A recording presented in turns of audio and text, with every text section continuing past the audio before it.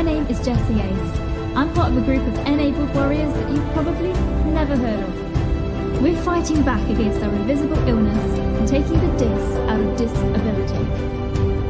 We don't give sympathy to our symptoms. They enable us to be the warrior that we are. If you ask doctors and nurses, they'd say what we're doing is impossible. But pushing the limits of our conditions is something that we have to break through every single day. If we push the limits, we are mentally strong, and we can do anything. The question is, how far can we push those limits? This podcast will give you the answers. I'm Jessie Ace, and this is the Disabled to Enabled podcast.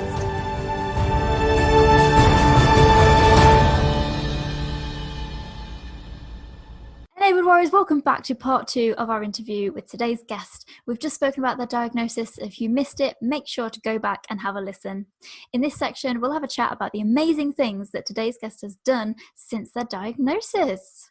Hey, welcome back to part 2. We are here with Courtney today. So let's have a bit of a chat about the idea of having so you say you had a partially invisible illness.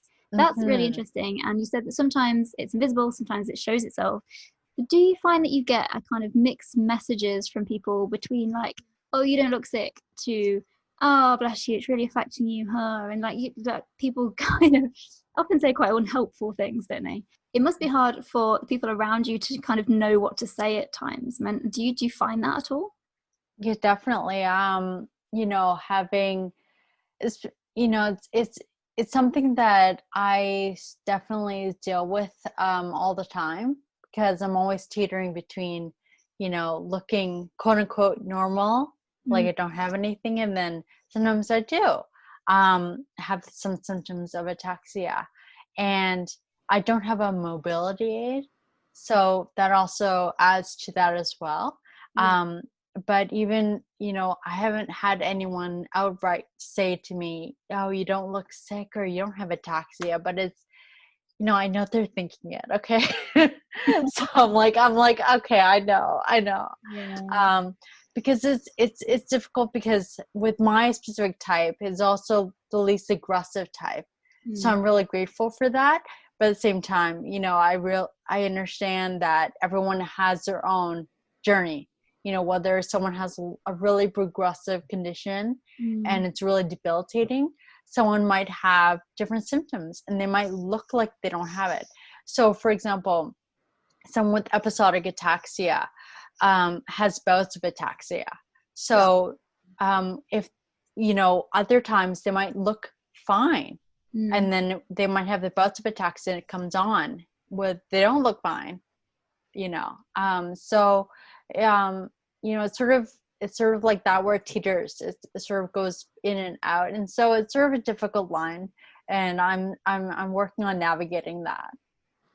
It's a hard line to cross, for sure, definitely. Do you find as well, because my symptoms are mostly invisible until sometimes I talk, and then my words all come out wrong, and then everybody's like, oh, okay, yeah, that shows. But they're mostly invisible, and so when I, for example, use my disabled permit badge thing in car parks and stuff, the amount of people that have shouted at me for using that badge in the car park is ridiculous. I will only use it when I'm really struggling and I really kind of need the help. But it really doesn't make things any easier, does it? Have you ever experienced anything like that, where people have kind of just assumed that you are okay on the surface and made a judgment? I haven't had anyone sort of assume that to my face, but I also know what you're talking about, because I have that license as well. I have the little handicap sign. So if I end up parking there, it doesn't look like I have anything with me, because you can't see that. You can't see, I'm maybe walking fine, or I don't have an aid or anything. So, I might get, inside looks. People might be sneering behind my back. I don't know, but you just kind of ignore them anyway. I'm just like, you don't know. And that's the thing, right? You can't judge someone immediately. Everyone has their own story. Yeah, exactly. I think I find it really hard as well talking to family and friends about that sort of stuff, because they don't quite understand how sometimes I can do one thing and then the next day I can't do that. Yeah. And they don't seem to get that it fluctuates. That's a really interesting thing. Do you find that too? Yeah, I mean, definitely explaining it to friends and family was difficult because they didn't really know what it was. They didn't know what ataxia was, first of all. Yeah. Second of all, I don't have a mobility aid, so they couldn't see what I was talking about. Yeah. So it was sort of hard to explain.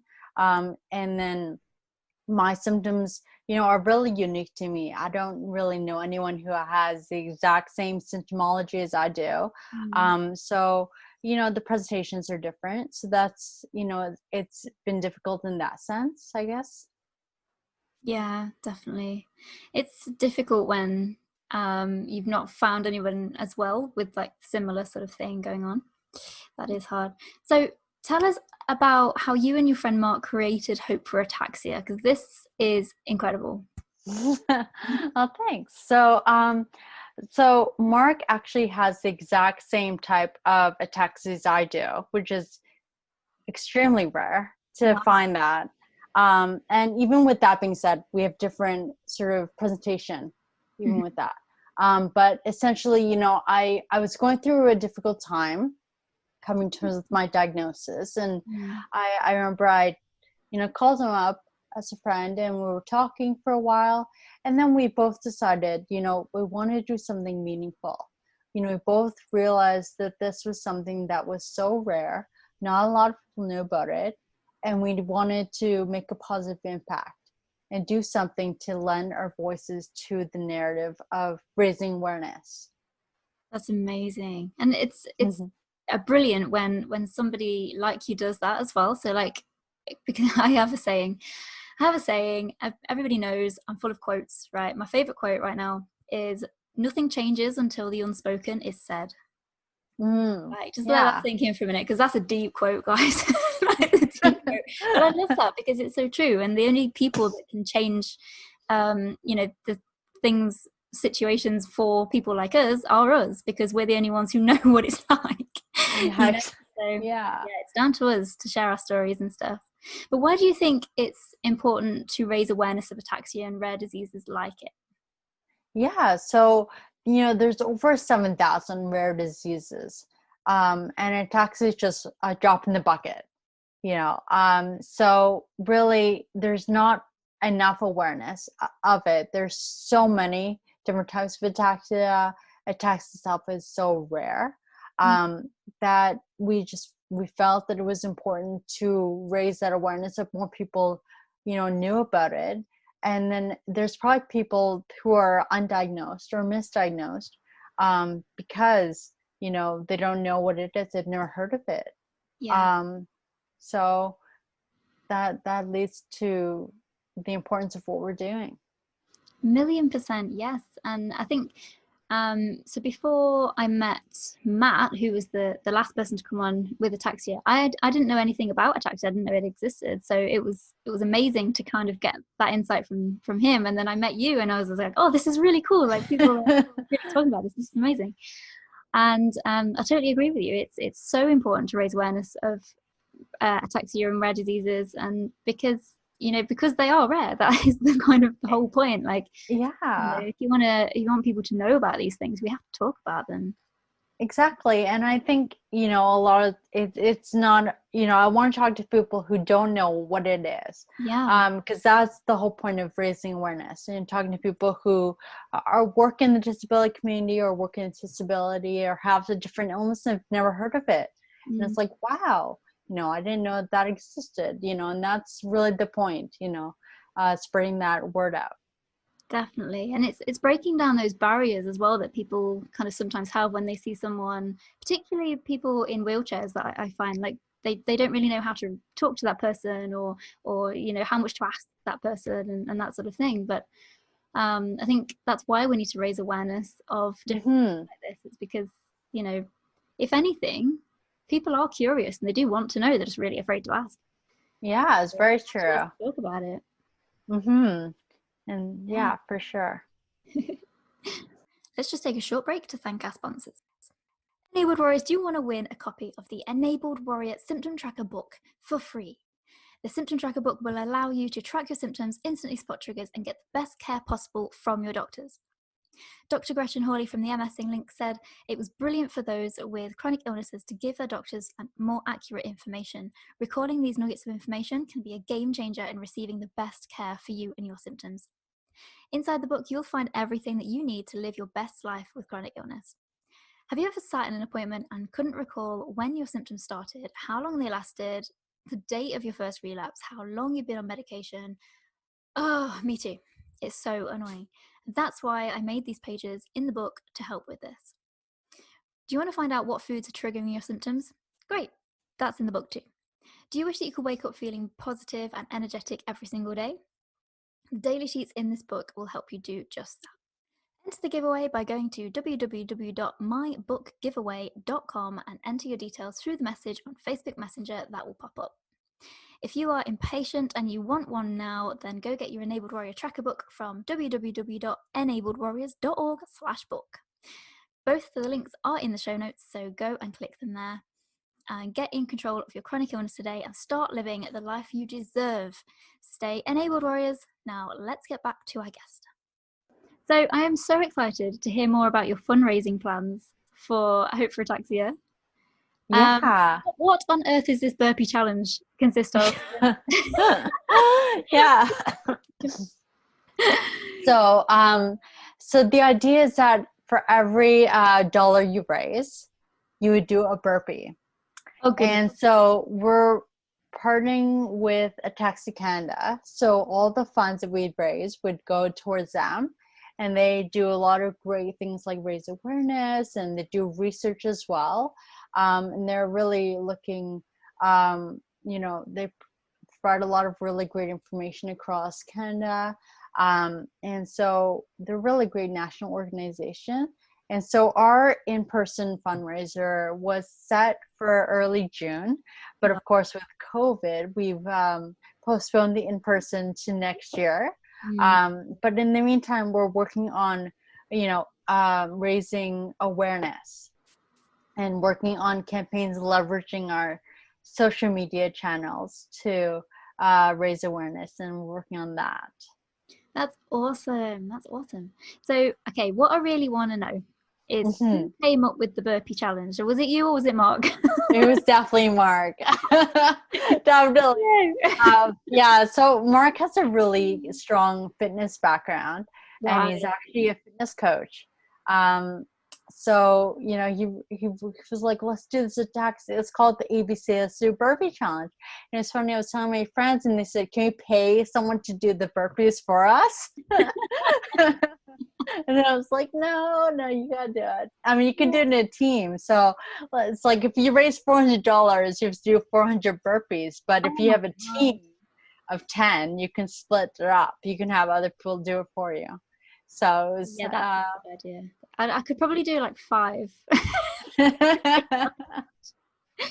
Yeah, it's a workout for sure. Yeah. Oh gosh, I was gonna say something. I was like, no, we'll just because of the virus and stuff. We've all been staying at home. We've all been eating more. Maybe it's just a good idea to do some actual exercise. Yeah. You know what? Yeah, kill 2 birds with 1 stone. Yeah. But we're working on doing adaptive videos to show how to do a burpee, because a lot of people are like, what is a burpee? And I'm like, well, it's a cross between jumping jack and a push-up, but a lot of people with ataxia can't do that. So we're working on adapting it so that if it's people who might have challenges with the traditional burpee. Yes, yeah, that's good. I love all these kind of fundraising challenges. Like, do you remember the one for, was it ALS it was for, where they called the ice bucket challenge? Yeah, it's for ALS. I love all these like random kind of challenges. That's awesome. Yeah. Yeah. So can you tell us more about your long-term plan for Hope for Ataxia? Like what's your kind of mission behind it? Yeah, so we want to continue building our community base. I think it's really important that we continue building rapport and having that strong relationship. And then we want to open up to other social media networks. Right now we're working really on Facebook and Instagram. We want to really provide expertise in those, and then we'll branch into do different ones. And then eventually we want to register as an efficient nonprofit. And that's something that we want to do, down the road. That's awesome. That's awesome. Yeah. So tell us a little bit more about like the services that you do, because you do a lot of like community kind of things, don't you? Yeah. So we do 3 main things. So really, in order to spread ataxia awareness globally, what we've done is we have the support group. So we hold that weekly every Friday at 3 and 6 p.m. Eastern Standard Time. And then we also share user stories about ataxians around the globe, and we share it through our social media channels. And then we also have Faces of Ataxia, which is something that we've created, and they're really profiles of people within the ataxia community. So whether they have ataxia or they're a caregiver. So those are the 3 main pillars of what we do for Hope for Ataxia. That's brilliant. And I love the idea behind Faces of Ataxia as well. So somebody, for example, who was like maybe newly diagnosed or something, they're kind of trying to find someone of a similar age with the same kind of illness. That's really helpful for them. That's really good.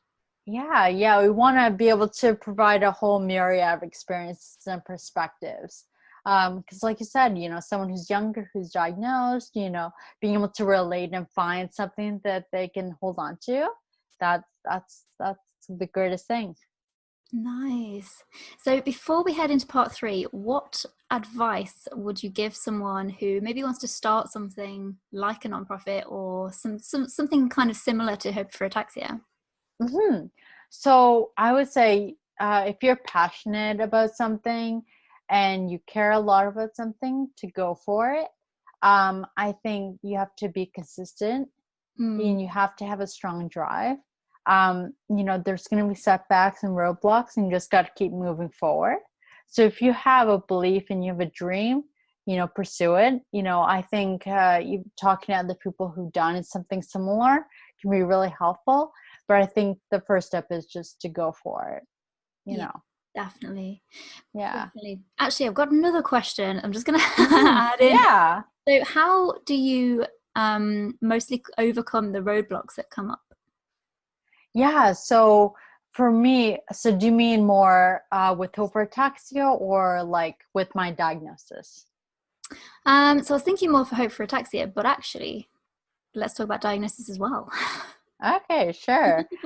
So I'll break into, I guess with Hope for Ataxia, when we do have any roadblocks or anything, Mark and I will always we have regular meetings and we talk it through, and we always have a plan of action, and we really discuss the next steps through the business, and we always remember the mission, and we do a lot of research between the 2 of us.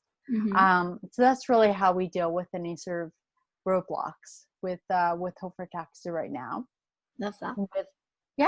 With my diagnosis, so it's always been a sort of up and down journey. So I have good days and bad days like anyone else. But I have a really robust support system.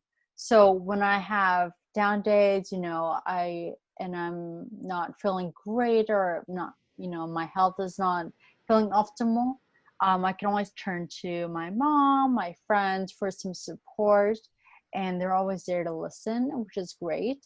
My mom is my primary caregiver, so she really helps me keep on track with my diet, and she goes for walks with me. So she's really that emotional stability for me. That's amazing. Yes. And support system is just definitely what anybody needs around them, for sure. That is amazing advice. Thank you so much for sharing such amazing advice with us. ENabled Warriors, please join us again in part 3 to catch the final bit of our interview with today's guest. Super quick secrets round coming up. Remember, if you've been affected by any of the issues raised in this episode, then please leave a comment and let us know what it is. And subscribe wherever you're listening so you never miss out on great stories. Warriors listening, if you've enjoyed this episode and you want to win $100, leave a review on Apple Podcasts and tell us what you liked best. We'll choose one review at random each month to win $100, and after you've left your review, remember, go and click that subscribe button. Are you ready to fight back against your chronic illness and go from being disabled to enabled? Do you want to be an enabled warrior, someone who's brave, strong, and confident, and someone who's ready to find a way to achieve awesome things despite a diagnosis? This is your invitation. Check out disabled2enabled.com for articles and reviews to find out how you can become enabled too. Subscribe to the podcast to always be in the know. If you think this podcast is better than sleeping in on a Sunday, tickle that subscribe or follow button wherever you're listening. And make sure to share this episode with someone who needs some inspiration. Want to ask your questions to future guests? Make sure to join our Enabled Warriors tribe on Facebook and look out for our question posts. Before we go, check out Disabled2Enabled on Instagram for posts that tell it like it is. And remember, warriors, stay enabled.